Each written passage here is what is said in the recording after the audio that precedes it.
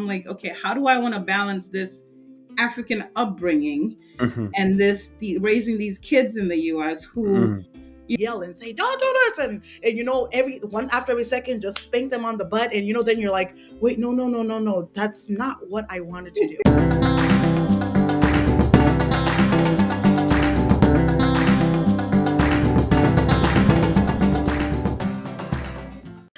Tell Chenai and I something you think we don't know. Make sure oh we man, don't know it, because if we know it, we're letting you know.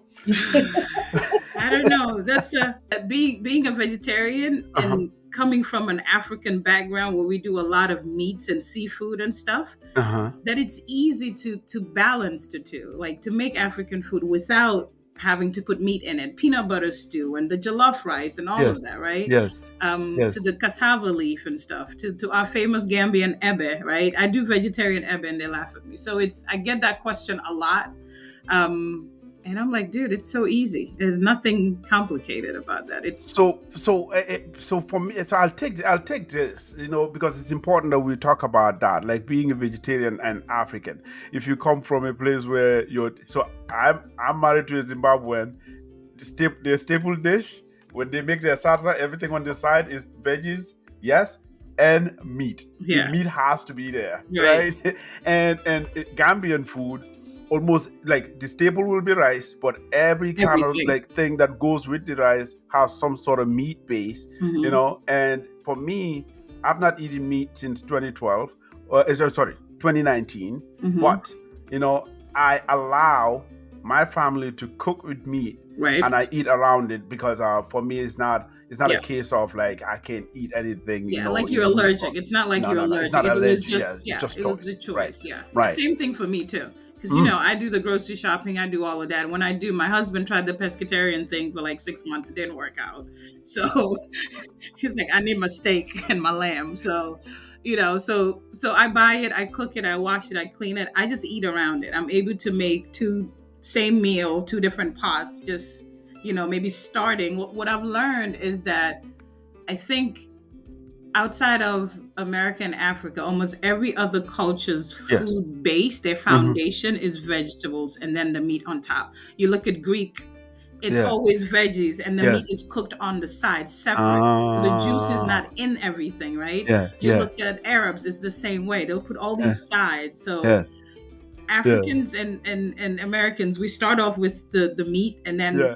I'm like, I'm lost. I can't You, take the meat out of the stew. yes. It's already It's there, sometimes right? it's all scattered everywhere. Exactly. So You're yeah, onto something. You want to go out there and campaign for Africans eating less meat. I think I'm we not, should. I'm not joining you, because I think we should. every time I mention not eating meat, it's like I have two heads. Uh, Exactly. uh, um, Yep. uh, perfect break, for us to lighten this up a little bit, even though that topic is very important. I want to continue on something you said in the last segment. Okay, Hmm. here you are dealing with a 12-year-old girl, right?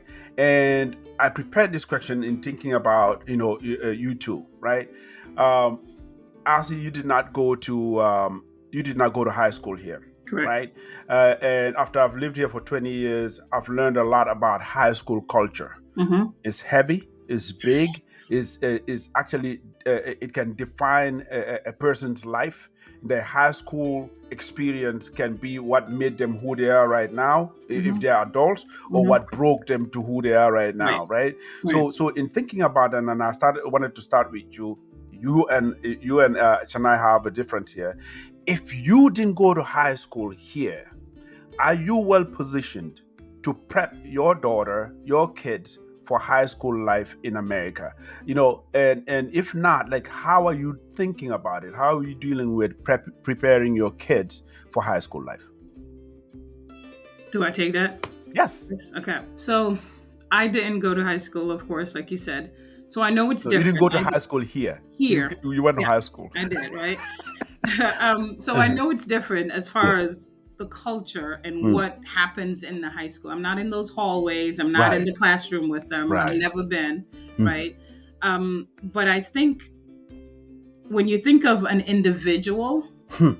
which is what we all are, and which is what I'm hoping that I'm doing a good job, or hopefully my kids will think that I'm doing a good job in mm, building that, that person, that individual, mm, is that it's a reminder of, yes, all of this is going to happen. You're going to be thrown, you're going to have the internet thrown at you. You're going to have, smoking thrown at you. mm, She came and said they were vaping in fifth grade, in the bathroom. Like all of these things are thrown at the kids at a very early age, right? mm, But the one thing, my constant reminder to her is that, like Chenai says, you are not who those kids are. You are Emma. mm, You are from this background. This is what expected of you.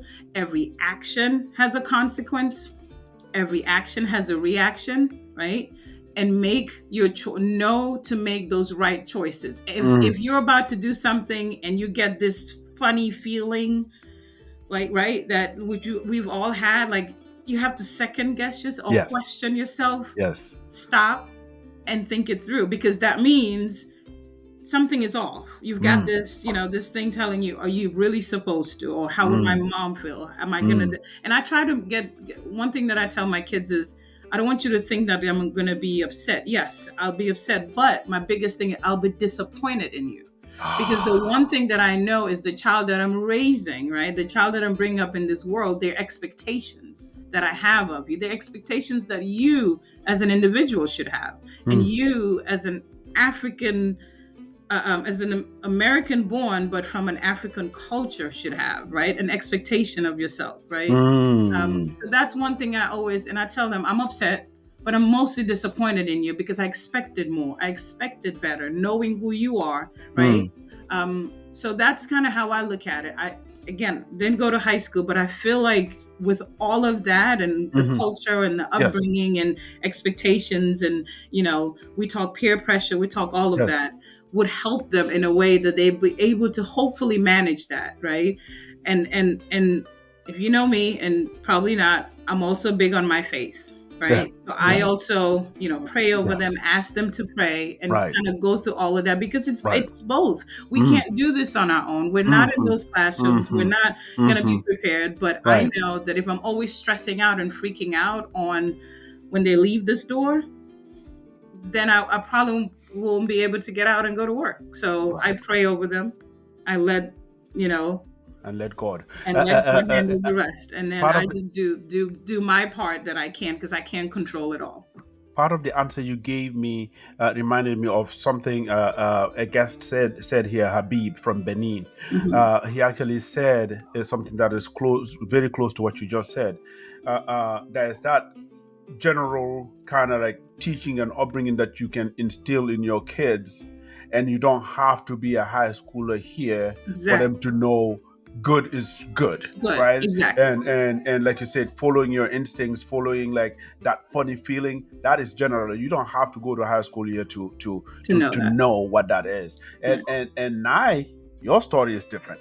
Mhm. I'm interested in knowing, going to high school here, experiencing that as an African, going through. I had a guest here, a Gambian who was a high schooler here, who was giving me nicknames that they give to Africans. So I don't know if you've experienced that, Mhm. which she experienced. It has to do with the beauty, it has to do with the skin, it has to do with all of that she had to navigate through. Now has 3 kids, 4 kids of our own, knows exactly how to teach them that.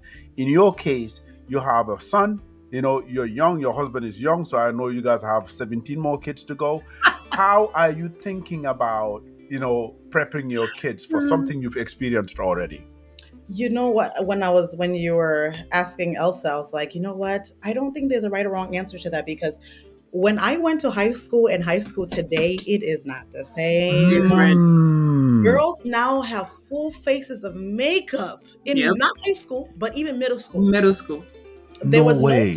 vaping. There was weed when we were growing up, but like even when I was growing up, I had a couple friends in high school that used to have sex, but like it was like, oh my goodness. But now, Mm, all these kids with social media are like are sending each other nudes and all these things on Now, Snap. if you don't have it, it's like, oh my goodness. Yes, Yeah. exactly. It's the So as opposite. much as I went to high school here, the only thing that I can say I can prep is maybe making sure Makai's wearing a pair of Jordans here too, so they don't bully him. And for me, when I was growing up, what Elsa said about faith is very important because when I number one, I'm from Zimbabwe. Elsa, in case you don't know, a lot of women in Zimbabwe, we are, let's use the modern word, we're thick. So when we used to go to high school, people would be like, "Oh, you're fat," and I'm I like, love it. "What No, you talking honey. to?" Because I know Right. you're not talking to me. I know you're not talking to The me. confidence, Yes, carrying and- yourself, Yes. knowing Yes. what you define as beauty. Yes. And also what she said, a good point is that your faith, for me, I grew up in church also. And one thing my husband and I instill on our son every day at our house is that we are going to be a faith-based home because Amen. I grew up, I was not having sex in high school because I'm like, I was told I saved myself for marriage. Exactly. The Bible says you don't drink. So I didn't want to drink alcohol. Yeah. At church, we learn about you don't smoke. So I don't smoke. I don't do those things. Yeah. We don't skip class because that's being dishonest. And the Bible That's says right. you're not going to be happy. So a lot of things, as much as it was cultural, It was also faith. there's one thing I stand by. I may be a millennial child, but your faith is what's going to keep your kids grounded. You understand? If you rob your kids from that, they will be of the world. And Right. I hate to sound like an African auntie, but yes. Yes. And what you said also, when you said, I'm going to tell my kids I'm more disappointed than mad, because mad, it's okay. We know Yeah. mad, but disappointed, that's a strong. It's here. When you say this, like my daughter would react. When I say I'm disappointed, she just breaks down. Like, oh my Right. God. Because Right? So I mad, think- you're mad. You're going to yeah, yell. mad. It's Okay. Get over You it. know, we get over it. The disappointment hits harder. It's because I feel like she now feels that everything that I've done, this is the one thing that really has gotten my mom there, right? To that, with as hardworking as she's 12, like you said, she's at a point where she knows a lot. She's 12 going on 25, Right. just because of internet, social media. I mean, she's not on social media, but YouTube Shorts is like social media. Let's be honest, right? Oh, yeah. It's like TikTok now. Oh, yeah. So she's not allowed to get on any of that, but it's YouTube. So if she's on it and she sees stuff, they're getting more, having more access to the internet.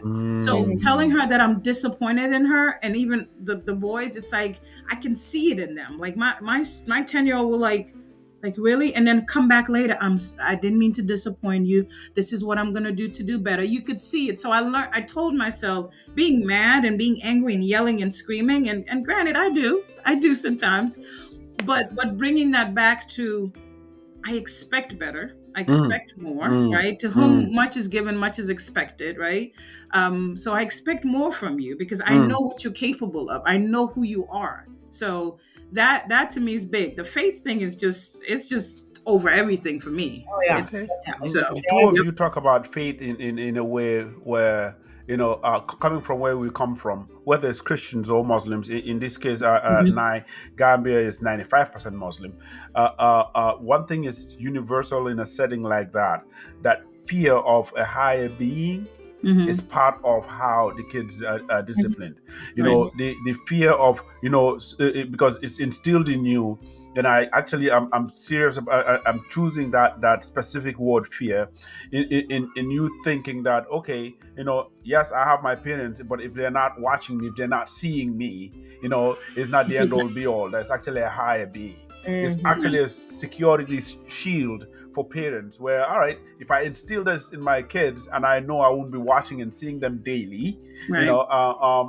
there's something else that takes over. Right. Unlike a kid that's not raised in a setting like that, where the only people they have to hide away from, two adults, Right. period, in Right. this nation. So I hope if anybody picks anything from that, if you have your faith, I'm not here to preach. Right. I was supposed to be one, but I'm not one today. If there's anything, whether you kneel every day and pray or not, instill that kind of value, if I may call it that, in them. You guys are onto something, and I knew this was gonna happen. Something I also want to know, from the two of you is, we have our kids here. They're being raised here, away from home. We try as much as possible to, you both said the same thing. You want to root them to home.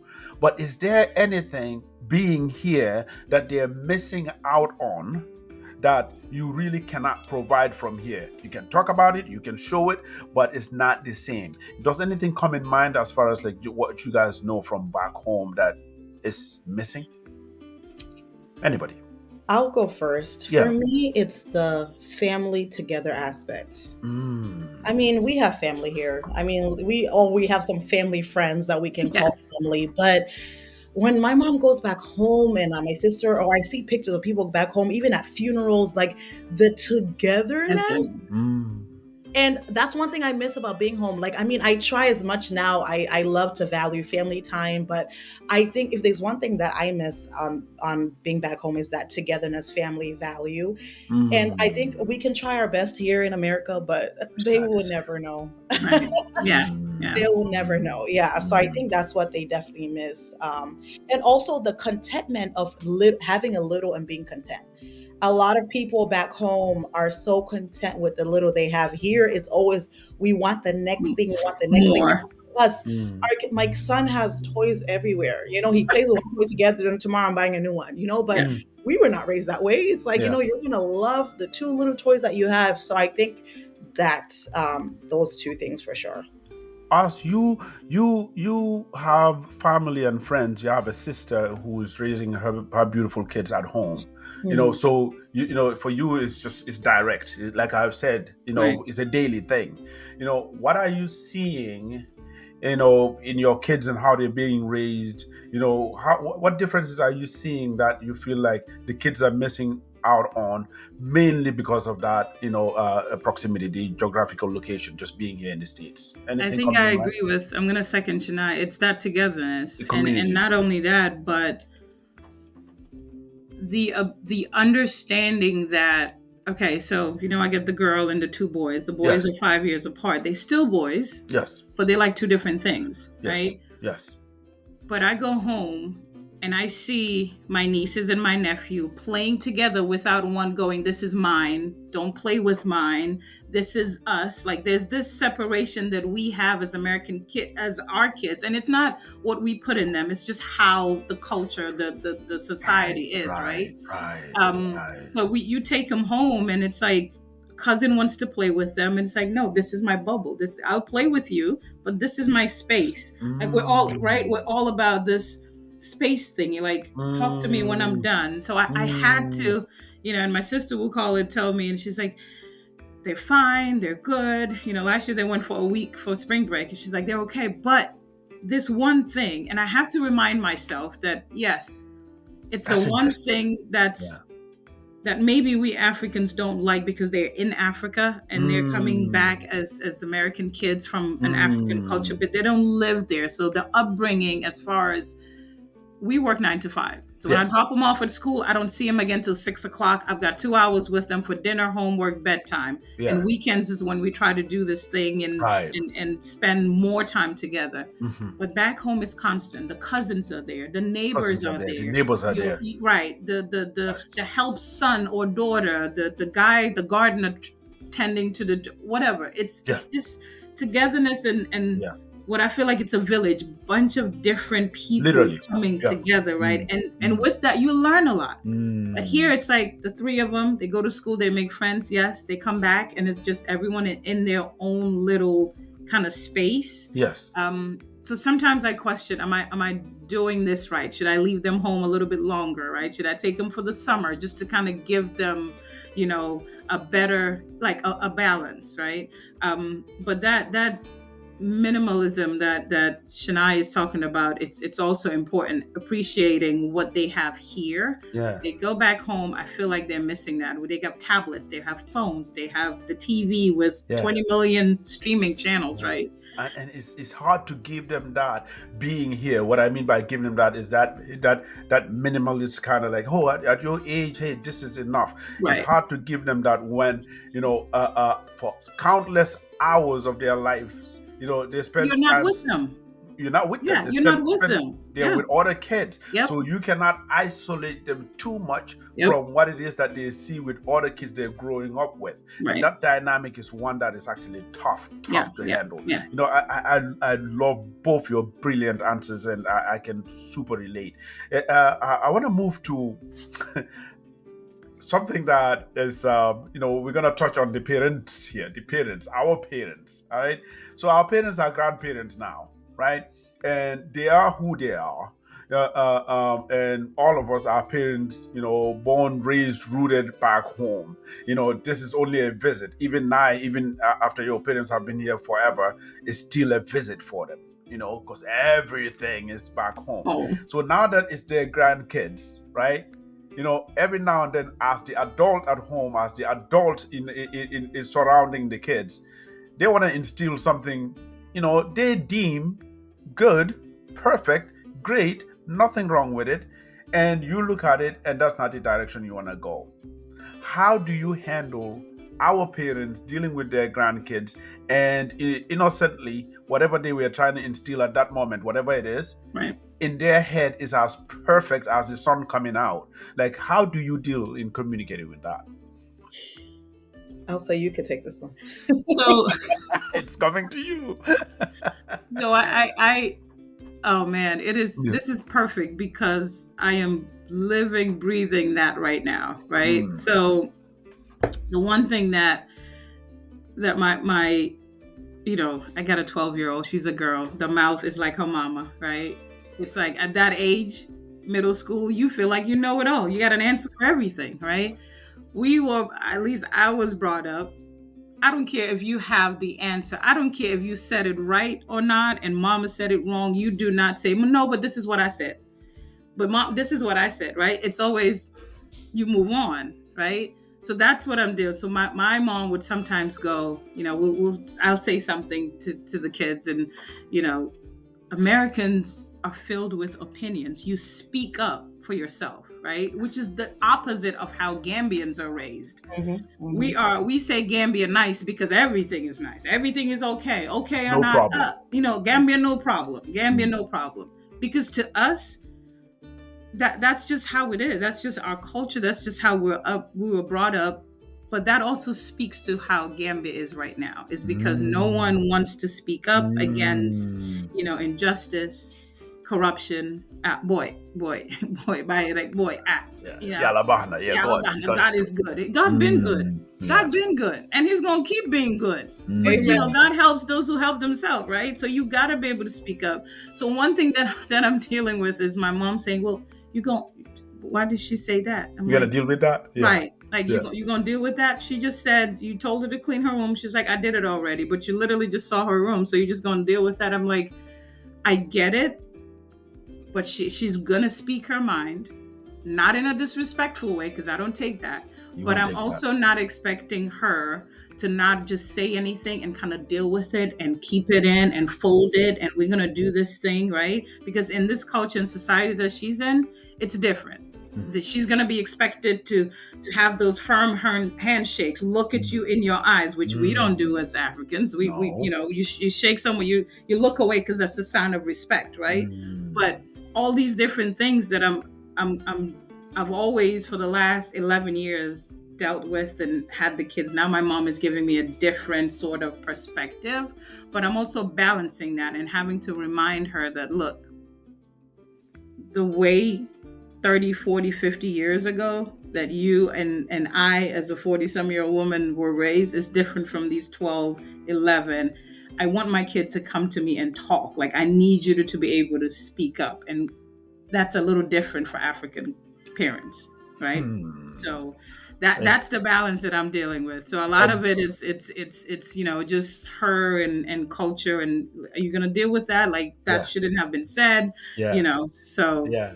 And at your mom's age, you can't rewire her in no, any way. exactly, So yeah, that balance of yeah, hearing her say what she's saying and you yeah, understand where she's coming from, but knowing that you are the kid's parent, and right, so you know exactly where you're headed, and you know you're not wrong either. right, What a yep. balancing act. Now, you know, you got the both grandmas. You got Yes. tell me, how do you deal with that? In case they're both watching, I won't say who says what. Because they'll watch. Yes. So both of them, they have this. One of them has this thing about you need to work on really spanking your child. The reason why your kid is this way because you don't spank it. Mm. For me, I'm like, first of all, my son started daycare, and I remember I was signing a disclosure, like, make sure you use open palm.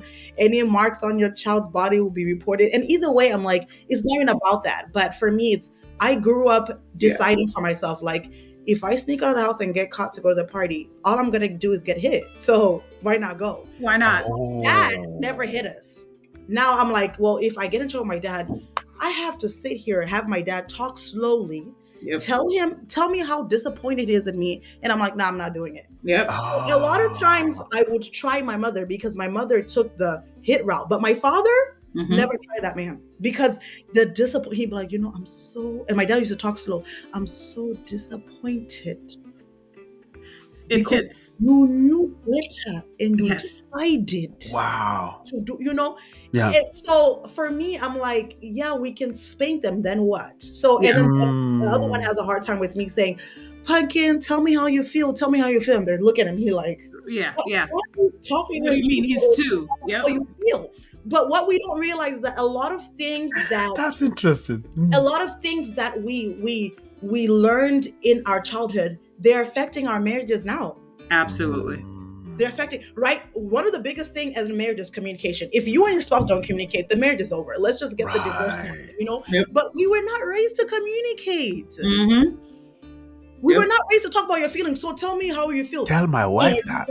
It's just that you just did, but it's like, you're not saying how you feel. Tell me how you feel. Well, I didn't like that you did that. No, that's not telling me how you feel. So I think it's hard because it's like we're trying to do.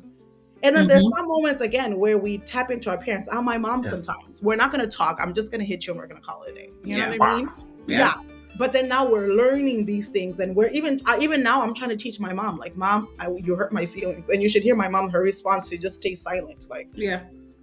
She What she doesn't know how to process that. Then she's like, oh, wait. I have to tap in. Yes, my kid. Yes. I'm so sorry that I did that to you. And I'm like, see, we're learning, Yeah. But Yeah. So that's what those two things. Emotional intelligence, communicating, being here in America, and knowing that for you, this what you call sign of respect, not only a sign but actually the respect that you show your parents is not ever talking back. Absolutely. No matter what. Even sometimes they accuse you, maybe sometimes not even accuse, they blame you for a certain thing that you have nothing to do with, but the way you combat that is you have to be very careful. Sometimes you accept it because if you dare challenge them in saying that was not you, it's a problem. So you're not able to communicate, stand for yourself, be confident in what it is that's coming out of your mouth, right? Because if you stand there bold, look in their eye and express yourself, what kind of disrespect is that? Are you measuring up right now? Like, if all of that is what we are today, and we turned out all right? And we think because we turned out all right, we can just take that and just instill it in our kids in American society. God knows they're not going to survive this society, because I can't see raising a son, them going out there and looking down when they're speaking and looking away and then being accused of not paying attention, not attentive, actually disrespectful, because there's no focus on all of that. And it will be hard to explain to that American or the new society that they're in that this is what I'm teaching him at home. It'll be like, get out of here with your accent. So so the reason why I thought this conversation is important and should be ongoing is knowing that, all right, we're here, we have our kids here, they'll be here because we know all this slew of benefits that come with being here. But at the same time, navigating the dynamics of actually coming where we come from, taking all the good from there, putting it in them, filtering through it, having our parents and telling them, oh, okay, Mom, what you're saying right there is good, it worked for me, but I don't want that. Like, having to navigate all of that is becoming a science, if not already. And that's why I wanted to have this conversation. As I end this, parents, I'm interested in knowing, like if you were, I started this by saying, no manual, of course. No kids, no parenting is equal. There's no default way of parenting. But Right. if you sat in a circle of, your sisters, Nai, right, and you're talking about your experience, and let's assume they're sitting out there and they're going through it. What would be those words that you will tell them? And I'm talking about people from the same background, having that Africanness in them, having their kids here. What's that message to them? In like, hey, we'll get through it, this, and then what? Like, what are you going to tell them? Hmm. Hmm. You know me, I always say pray about everything. That's good. That's good.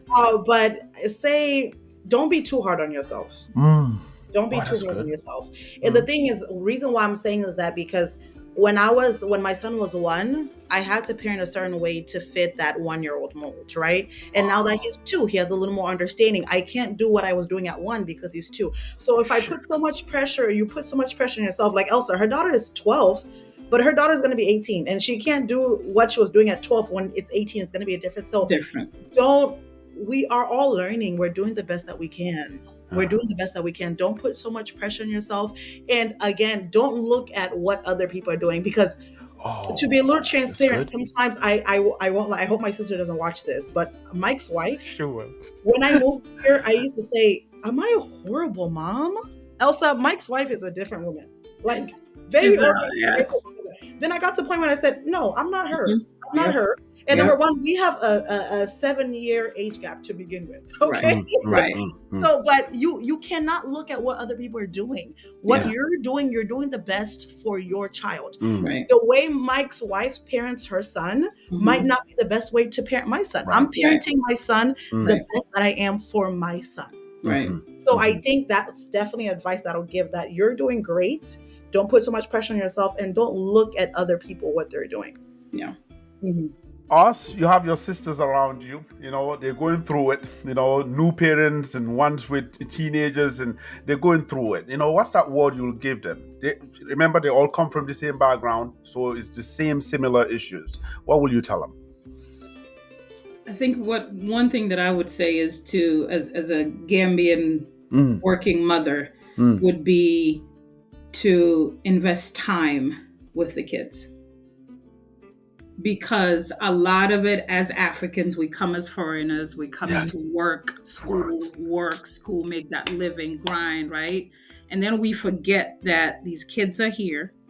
They need time. They're gonna want you to hang out with them, mommy daughter time, son. Take them to whatever it is, whatever your version of spending, even if it's an hour or 30 minutes of not the day, but the week. Because again, we work 9 to 5. We pick up the kids.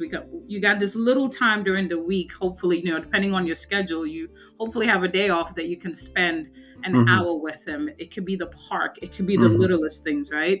So my friends would tell you, my best friend would tell you, everyone would tell you, they're like, I don't know how you do it, because you do all these things and Yes, you have I the tell you same, that all the time. yeah, you have the same 24 hours that I have. But Yeah. for me, it's time and investing and understanding that if we don't spend time with the kids and talk to them and have conversations with them, get to know who they are as individuals, and try to kind of cater to that upbringing. Because again, raising a kid is not cookie cutter, right? Yes. Chenai's son is not my son. Yes. We're different individuals. Mike, you're not me. Your marriage is not mine. Your family is not mine, right? So understanding that you have to know the individual.